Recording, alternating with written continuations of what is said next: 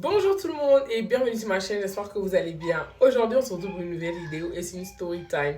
Je vais vous raconter comment j'ai eu mon bac après avoir échoué 2 fois et pour des raisons assez mystiques. Bon, pas mystiques mais genre vraiment, voilà, c'était un bac que j'aurais pu avoir d'un coup en fait. Pour tous ceux qui sont à Cape Town, je vous invite encore le 29 août au buffet de la GKM Family. Toutes les informations en barre de description. Bon, sans plus tarder, je vais vous raconter en fait. La première année que je passe le bac, c'était en quelle année? Parce que j'ai eu le bac en 2015. Donc la première année que je passe le bac 2014, c'était en 2013. La première fois que je passe le bac. Il faut savoir que moi, en fait, j'ai grandi avec ma grand-mère. Enfin, pas totalement grandi, mais depuis que j'ai 3 mois, c'est elle qui me garde et tout, c'est elle qui me... Comme son enfant, en fait. Donc après, ma mère m'a récupéré à 9 ans. Après, j'avais plus trop de contact avec ma grand-mère. Je la voyais plus trop, en fait. Et puis, voilà, vous connaissez les choses des familles. On commence à raconter des trucs sur elle et tout et tout. Mais moi, je l'aimais tellement parce que pour moi, c'est ma figure maternelle, en fait. C'est ma figure maternelle. Mais je parlais pas avec elle. On avait vraiment coupé les ponts avec ma grand-mère et tout et tout. Mais c'était... Enfin, comment vous dire que c'est une femme que j'aimais vraiment beaucoup, malgré le fait que les ponts avaient été coupés avec elle, parce que je sais pas trop, bon, histoire des familles là, les histoires mélangées là. Du coup, moi, je parlais plus avec elle, je lui donnais plus l'heure, je l'appelais pas parce qu'elle passait le bac, je pense que j'étais en première. Est-ce que j'étais en candidat libre? Non, j'étais en terminale. J'étais en terminale, et du coup, euh, je devais passer le bac, et il y a aussi une de mes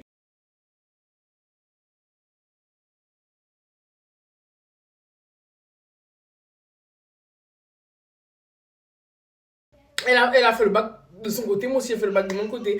Mais comment vous dire que à la veille du bac là, du premier bac là, le 2013 là, j'avais fait un rêve genre ma grand-mère, elle est venue, enfin elle était dans mon rêve et il fallait traverser quelque part en fait, il fallait traverser un pont. Et du coup moi elle m'a laissé de l'autre côté et elle a traversé avec ma tante qui est sa fille en fait. Donc elle a tenu la main et elle a traversé.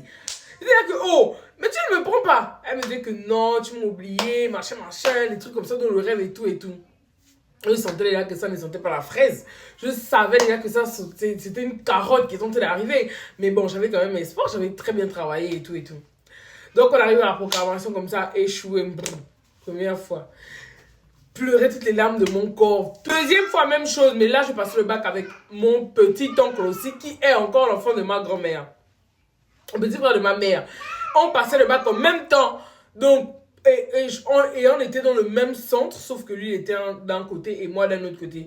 Donc, du coup, à la veille de la proclamation aussi, je fais le même rêve. Où, genre, elle passe, elle vient chercher et ma grand-mère, elle est vivante. Elle est vivante. Donc, elle vient chercher mon oncle, mon petit oncle. Elle traverse avec du bac. Elle traverse et tout.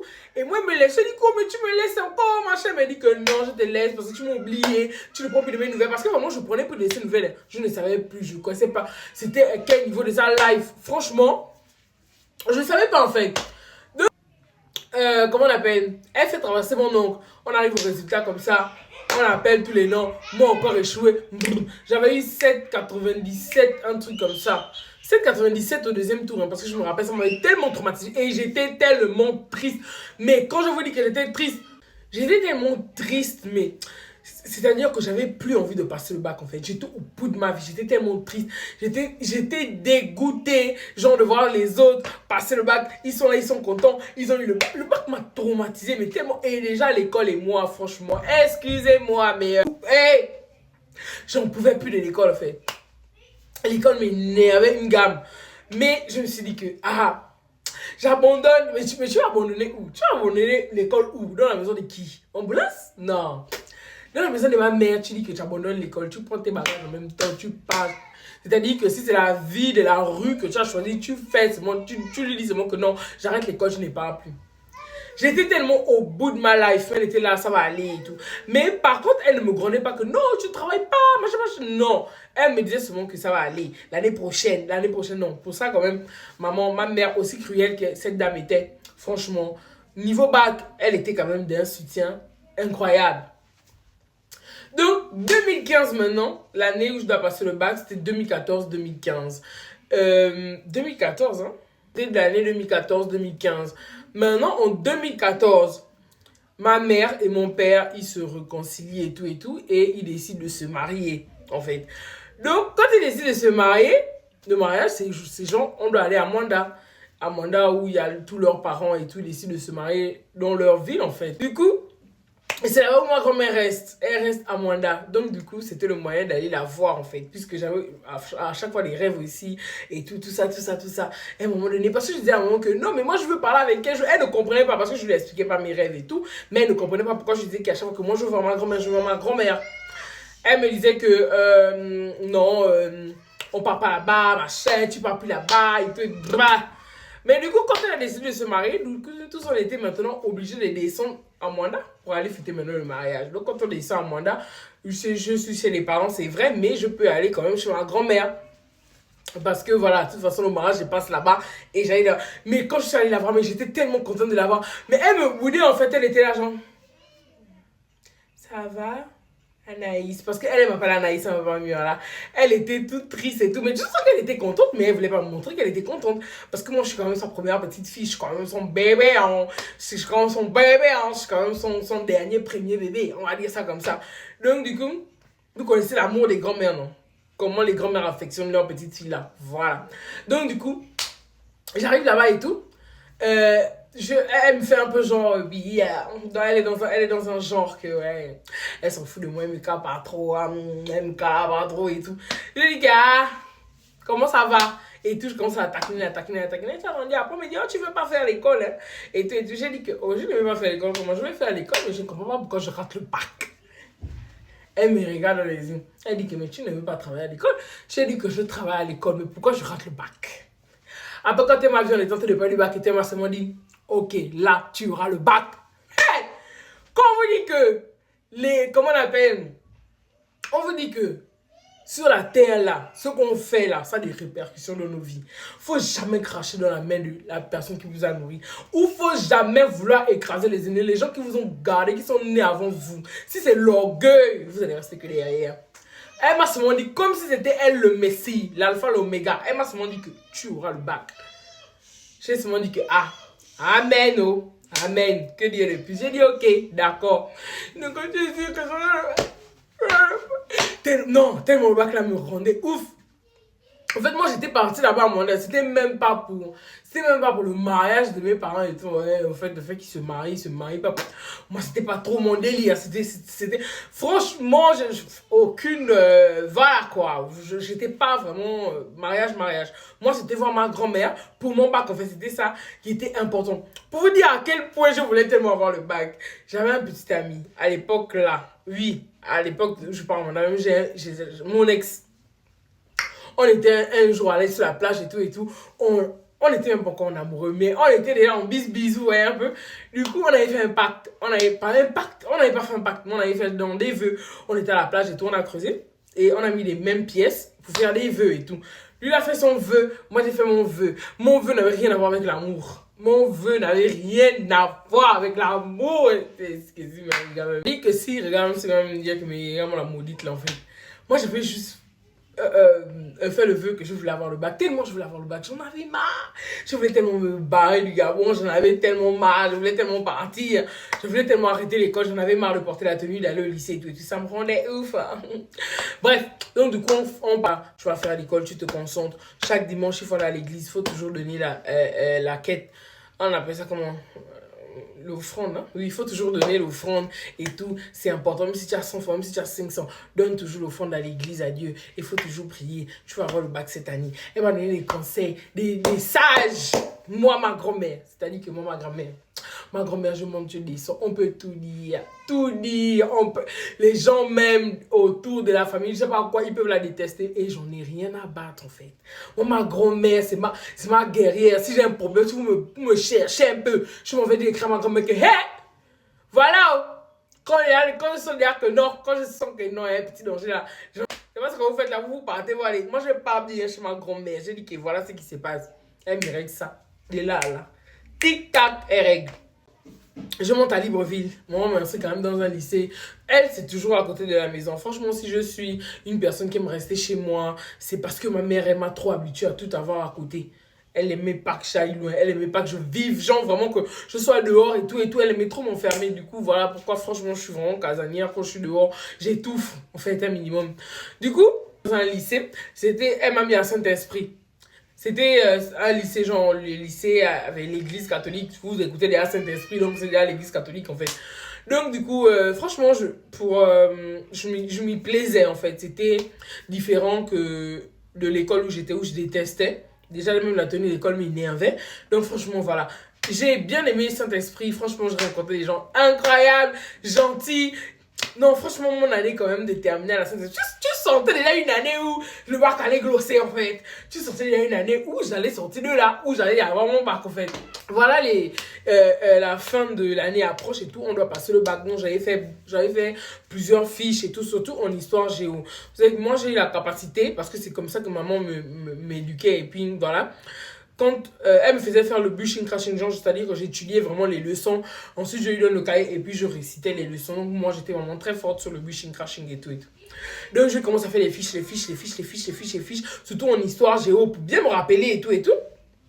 Je prends maintenant mes fiches d'histoire géo. Ça traînait maintenant dans la chambre. Je dors, genre, je me réveille. Les fiches sont en bas du lit, sous le lit là-bas. Les fiches sont en train de traîner. Mais il y avait toujours une seule fiche qui était toujours sous mon lit, à côté de mon chevet, ça ne bougeait jamais. C'est-à-dire que je me réveille, je regarde la fiche à côté, je dis qu'il y a, les autres sont en bas du lit, les autres sont là-bas. Toi, tu es que là, à côté de mon œil, c'est quoi? Et je ne regardais pas vraiment, je faisais genre, je regardais de temps en temps, je dis que non, je vais regarder ça à la fin je vais regarder ça à la machin. Donc, quand la fin de l'année arrive et tout, un jour, je suis là allongé maintenant. J'écoute mon hé dans ma tête, parce qu'il faut savoir que j'écoute des voix. J'écoute mon comment me gronde dans ma tête que oui, après tu vas pleurer que tu as raté le bac. Non, attendez d'abord. Pendant l'année scolaire, je fais un rêve. Bon, à la fin avant ça, à la fin du bac, je fais un rêve et tout. Ma grand-mère rentre à l'école. Elle rentre dans l'école et tout, elle a fait le pain. Nous, on avait d'abord fait sortir beaucoup d'élèves, peu d'élèves. Hein. Non, on a d'abord fait sortir tous les élèves. Après, on a fait rentrer maintenant plusieurs élèves et on est resté une minorité dehors, en fait. Donc, moi, je vois ma grand-mère rentrer maintenant dans la cour de l'école et tout. On pagne et tout, la tâche son pagne. Elle dit que hey, ma petite fille fait quoi dehors? Remettez-la dans la classe là-bas. Remettez l'enfant là dans la classe. Je suis venu payer sa scolarité. C'est moi, je suis venu payer. C'est là où on m'a fait passer. Moi, passe. Elle s'est rentrée dans la salle de classe. Elle est partie. Elle a payé. On sortait là, elle dit Anna. Elle m'appelle Anaïs. Anna, je dis oui. Elle me dit j'ai payé. Oh. Reste moi là. J'ai déjà payé ton école. Ne sors plus de la classe. Tu as eu le bac. Elle est partie. Je me suis réveillée. Je dis c'est déjà mieux que des. On fait passer les autres. Toi, tu restes dehors. C'est déjà ça. Donc, du coup. Voilà, je reviens maintenant, c'était la parenthèse parce que j'avais sauté, c'était très important de préciser ça. Maintenant, je reviens maintenant, j'entends son mot, hey, tu ne réfléchis, écoute, prends-moi la fiche là, tu lis et tout. Et c'était la fiche qui était là, devant moi, en fait, la fiche qui ne bougeait pas. Le cœur me fait seulement que non, j'entends seulement les voix que prends-moi cette fiche et tu lis par cœur parce que j'avais déjà fait, vous savez que en histoire géo, il y avait commentaires composés, quoi, et puis dissertation, un truc comme ça. Je sais plus, il y avait un truc où il fallait faire introduction, développement, conclusion. Voilà, le truc là. J'avais déjà fait ça sur une fiche. Donc je commence à étudier, faire le par cœur. Le par cœur que j'ai fait de ce truc, putain. J'ai étudié. Quand j'arrive en classe comme ça, les autres sont en train de préparer un peu les examens, écrire au tableau. Je mets ce tableau, le sujet là au tableau, je ne m'en rappelle même plus. Je mets le sujet au tableau, je dis que écoutez, j'ai bien dit ça à mon ami qui était toujours avec moi, Clay. Toujours que Clay étudie ça. Il ne me suivait même pas là. On veut l'aider, il est tout derrière. Donc, j'ai mis ça au tableau. Je ne sais pas si les gens avaient capté ou pas, je ne sais pas. Moi, en tout cas, c'est ce que j'avais étudié. Donc, je vous raconte maintenant, pas en salle d'examen comme ça. Tout le monde est assis comme ça, je vous raconte maintenant. La première fois que j'arrive d'abord dans la salle d'examen, c'était à Mabignat. On était au truc de Mabignat. Je m'assois comme ça, je regarde à la cour comme ça. C'est-à-dire que j'étais en haut, hein, j'étais dans les classes en haut et tout. Et puis, je voyais la cour de Mabignat et tout. Je vous dis que je suis là assis, je vois mon corps en train de courir. Je vois mon corps en train de courir avec la tête. Le goût du bac. Okay, hein? Excusez-moi, je suis pas une vampeuse. Mais ce jour-là, je ne bois pas. Je ne vais pas supporter, j'ai pompé. J'étais sur mon train de me regarder, en train de courir. Je sens que oui, c'est bon. Je suis assise. Donc, le truc d'histoire géo arrive. On vient maintenant, on distribue les fiches et tout et tout. La personne qui distribue les sujets, elle me passe. Elle a distribué mes sujets. Elle m'a dit que, ah maman, tout le monde était là. Oh, oh Seigneur, même un qui a dit que, oh Seigneur, c'est pas ça. Tellement il était tellement dépassé qu'il a seulement pété ce monde dans la salle que, oh mon Dieu, c'est pas ça. Là, comme on est souvent le regarder, c'est bon. Tout le monde était là, c'est bon, que, oh, ça c'est quel sujet, ça c'est quel sujet. Ça veut dire que, ah, madame, moi, je n'ai pas eu le sujet et tout et tout. Elle revient me donner le sujet, que, excuse-moi, et tout, elle m'a donné le sujet. Quand je regarde le sujet comme ça, si je vous dis que si je manque, quelque chose m'arrive. Si je manque, quelque chose m'arrive. Il y a carrément la fiche qui restait tous les jours à côté de moi. En histoire, que c'est ça le sujet que j'ai étudié par cœur, c'était carrément, c'est-à-dire que comment j'avais fait la question, comment j'avais placé, comment j'avais fait la question et comment j'avais fait tout le devoir. Parce que je voulais, je vous montre mes relevés du bac en histoire géo. J'ai cartonné, j'ai tué en histoire géographie. Donc du coup, je vois que c'est ça, je sais que, oh, ah bon? Les gens pensaient que j'avais la doc, alors que j'avais pas la doc. Moi, j'avais la doc du Saint-Esprit.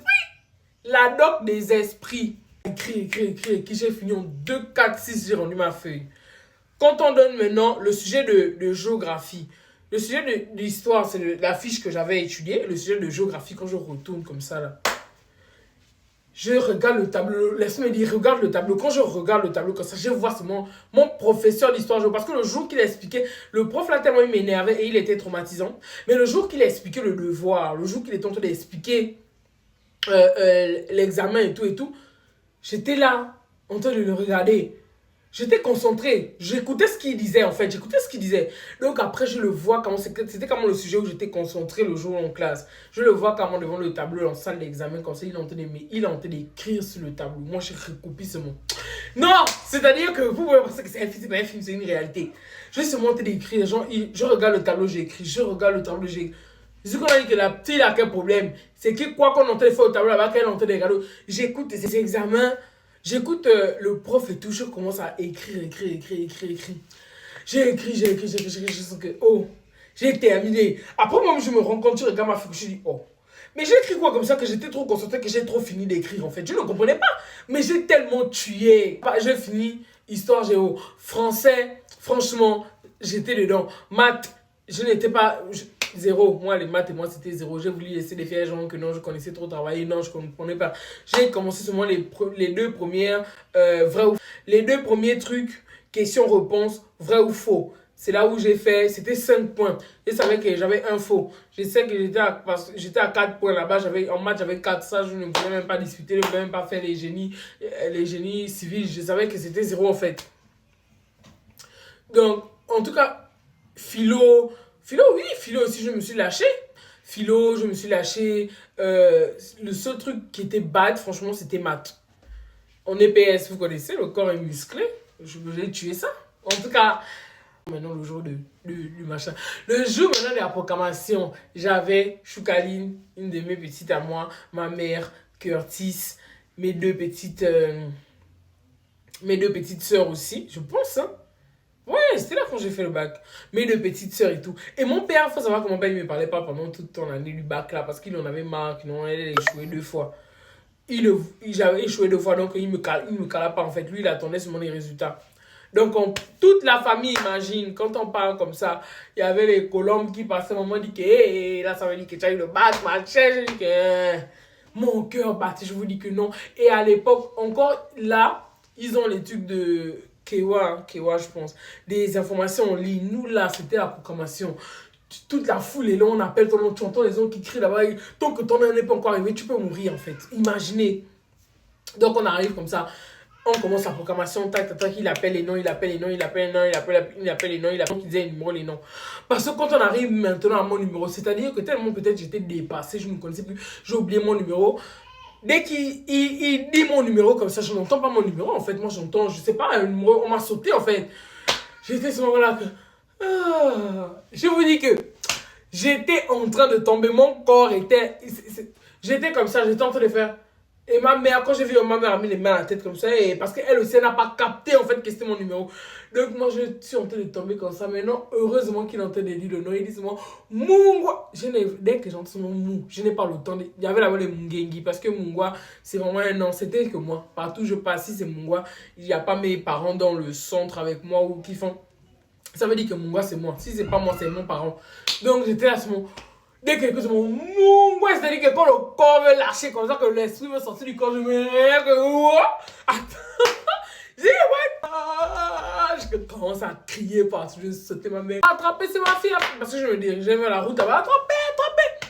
Il y a un gars admissible. Et j'étais trop contente, j'étais. Après, mon père appelait, est-ce qu'elle a eu le bac et tout? Oui, elle a eu le bac. Oh, félicitations, ma chère. J'appelle ma grand-mère, j'ai eu le bac. Félicitations, machin. Non, j'étais trop contente. J'étais tellement contente et tellement libérée parce que En tout cas, c'était vraiment une expérience de ouf. Et s'il fallait revivre ça, jamais de la vie. Même si on me donnait 100 milliards, je refuse. Genre vraiment que non, tu pars revivre le stress du bac. Je refuse bien aller-retour. Ça, never. En tout cas, c'était bien. Et après, j'ai eu mon bac et tout. Et j'ai tué en histoire. J'ai eu 13 en histoire. Franchement, les génies étaient là. C'était bien évident. Enfin, bref, pour vous dire que ne négligez jamais vos parents, vos grands-parents, ceux qui sont nés là, ceux qui vous disent que non, votre grand-mère, c'est une sorcière, votre grand-père, c'est un sorcier, celui qui va vous tuer là, c'est faux. Ce sont les gens même qui vous protègent. Donc, s'il vous plaît, soyez concentrés dans la vie. Soyez concentrés dans la vie. En tout cas, c'était ma story time de mon bac. Il fallait que je raconte un peu ça parce que c'est un truc qui m'a vraiment traumatisé parce que après ça, peut-être pendant un an, j'ai rêvé qu'on disait que le bac était annulé, qu'il fallait recommencer, franchement. Et comment vous dire que j'étais vraiment traumatisée par ce truc? C'était un truc de dingue. C'était un truc de dingue. J'étais vraiment traumatisée, hein. Mais bon, tout ce que Dieu fait est bon, franchement. Après, avec ma grand-mère, j'ai compris que ça ne sert à rien d'être influencé par tout ce que les gens disaient, que oui, il faut pas lui parler, voilà, elle est comme ci, elle est comme ça, non, c'est ma grand-mère, et puis elle m'aime quoi, et puis je l'aime de tout mon cœur. Donc voilà, bisous, merci d'avoir écouté la story time, et surtout likez, et à la prochaine vidéo. Aujourd'hui, j'ai carrément eu la force de faire une vidéo, sinon